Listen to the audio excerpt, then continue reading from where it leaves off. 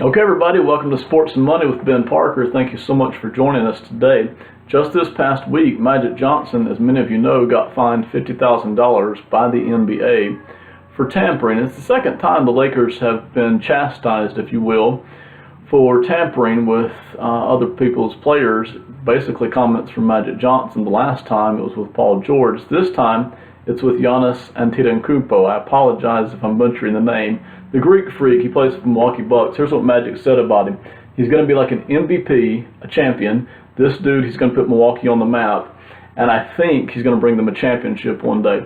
It really just seems on the surface like high praise from Magic Johnson, who, by the way, tends to speak off the cuff a lot. And if you're like me, and like a lot of other people throughout NBA circles and just fan circles in general, you're thinking, this is so ridiculous. Why find this at all? How could this possibly be considered tampering? Well, I started to dig a little deeper just to try to get a feel for what's really going on here, because we usually just get the tip of the iceberg on stuff like this. And here's what really seems to be going on for Magic Johnson and the Lakers. Listen, Magic Johnson saw the Lakers in their heyday in the 80s when they were putting the NBA on the map along with Larry Bird, and when Showtime was just blossoming everywhere. LA was the cool place to be. The Lakers were everywhere, extremely popular, winning I think 5 titles that decade. Just a tremendous amount of success for the Lakers in the 80s. Magic Johnson wasn't in charge of the Lakers, but he hung around the Lakers a lot and was tremendous friends and just has been with the franchise consistently throughout. So when Kobe Bryant and Shaq showed up for the Late Show in the early 2000s, once again, just a tremendous amount of success for the Lakers then. Then when Shaq left, Kobe was able to put 2 more rings on his finger with a new set of teammates. But now they've gone through a bit of a dry period. It's been several seasons, even though Kobe has been on the team for several more seasons. It's been several seasons since the Lakers were anywhere near competing for a title. Magic Johnson is now the vice president of basketball operations there. The Lakers are starting, quite honestly, to get a little desperate. Don't forget, 2 seasons ago, 2 off seasons ago, when they tried to get Kevin Durant to come over to them, they really couldn't even get a meeting. They couldn't even get him in the door to give him a sales pitch. And word on the street is that the big cities like LA, like New York, have kind of lost their luster to NBA free agents. And that may be true to an extent. But the Lakers still have a lot to offer if they can just get free agents in the door. So here's what you have. I'm trying to paint the picture. You've got Magic Johnson, who, and listen, let me stop here and say this. Magic Johnson, there's 2 sides to him. There is the effusive, energetic, charming, smiling Magic Johnson that the public loves, and rightfully so, and he is brings a tremendous amount of energy anywhere he goes, whether it's to a basketball team or a franchise or to some other business venture that he's putting together, or maybe he's just walking in the room. He has a tremendous amount of charisma and energy. But there is the other side to Magic Johnson, and that is the competitive, cutthroat Magic Johnson. This is the Magic Johnson who competed for titles all those years, competed against Larry Bird viciously, competed viciously against Michael Jordan. He's shown the same tenacity, quite honestly, in business. He has a tremendous net worth. He's done very well, remarkably well, for an athlete after retirement in the business world.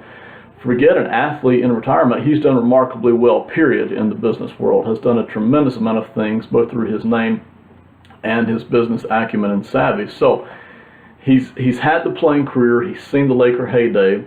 He got to witness the second Laker heyday with Kobe and Shaq. He's also been a tremendous businessman now over the years. But here is Magic's problem. He's got a team now that is not winning anything. He's got some good young players. He's got plenty of cap space. Even more cap space will be available at the end of this year with the recent trade for Isaiah Thomas and the other things that they got in that trade. They got a tremendous amount of cap space coming up this summer, and then they could push that over into the following summer if they want to. But they've got to be able to get these free agents in the door. You've got Julius Randle already there. You've got Lonzo Ball already there. You've got a couple of other good young players. Everything is there for the Lakers, except you need a couple of star players.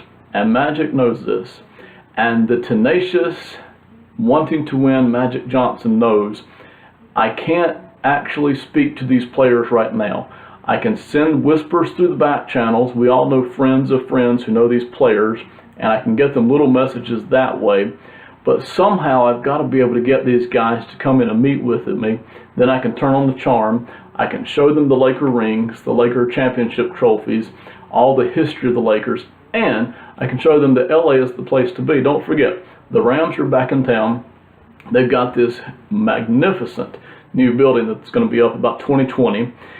They are remodeling part of the town in order to put that building up as well.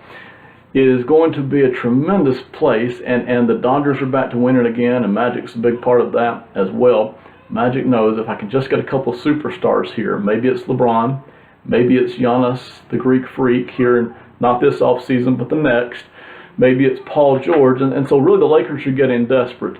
They are in a similar stretch of losing to what you saw them in the mid-90s, after Magic Johnson and James Worthy retired, and before Kobe was traded for, and before Shaq became over in free agent deal. Before all of that, you had right in the middle of that a long period of losing in which your most popular players were Vlade Divac, Sadell Threet, and Nick Van Exel. So Magic's trying to get away from that. He's trying to bring back another Laker heyday.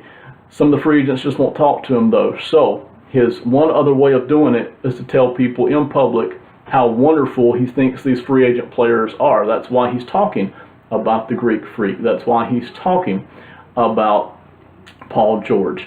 And certainly I'm sure he can talk to LeBron anytime he wants to. So if he can get a couple of these guys to come over, he's got the money, he's got the young players, he's got the structure to do it.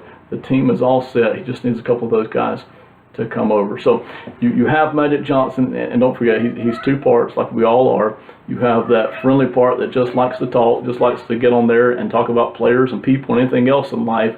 But you also have the highly competitive Magic Johnson who desperately wants to win as soon as possible, wants to put the Lakers together once again. And listen, as far as that $50,000 fine goes, we all know the athletes make way more than that. Magic Johnson has way more than that. That is nothing to him. He would gladly probably pay a couple of $1 million in fines if it meant getting Paul George or the Greek Freak or LeBron James or fill in the blank over to the Lakers in either this offseason or the next offseason. He would gladly pay probably several $1 million worth of fines in order to get these players over. I end with this, and this is a comparison that I don't really like, but it's the only one I can think of at the moment. It's kind of like, and going back to the tampering thing, it's kind of like a guy who sees another guy with a girl that he'd love to go out with.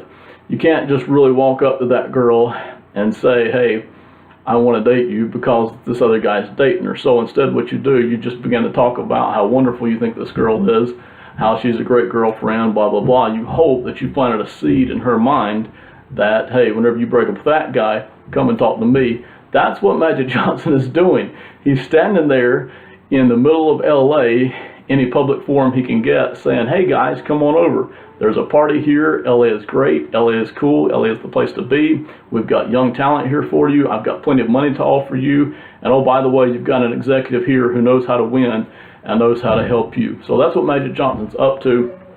And really, I think that the NBA would not mind at all having a great team in LA again. I don't think Adam Silver would mind that at all. I think they would love to have that. They just can't have Magic Johnson going around saying these kinds of things. So it still seems to me a little bit ridiculous to have a $50,000 tampering fine for something as harmless as what he said about the Greek Freak. But this is what's really at the root of it. The NBA just can't have Magic Johnson going around saying these things, luring other free agents out in public when they're still under contract to other teams. They've got to produce what at least appears to the optics to be a fair sense of balance, because other executives can't say these things either. So this is what Magic Johnson's doing. This is what the NBA is doing. Can you imagine? The NBA would be really excited about having a rivalry between Golden State and the Lakers. Can you imagine the Western Conference Finals between the Lakers and the Golden State Warriors? What a tremendous thing it would be if you had LeBron or Paul George, the Greek Freak, going up against Steph Curry and the other players for the Golden State Warriors. All right, thank you very much for listening. Have seen several people subscribe lately. Thank you very much. We'll see you next time. I'm Ben Parker. Bye.